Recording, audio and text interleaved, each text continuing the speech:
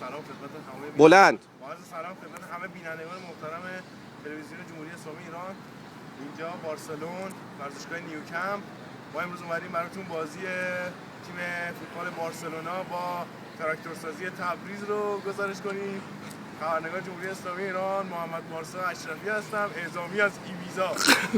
می‌بینید که ورزشگاه رو مشاهده می‌کنید. تماشاگرها دارن همینجوری به سمت ورزشگاه رخنه می‌کنن. من با یکی از تماشاگرها یه مسابقه بکنم.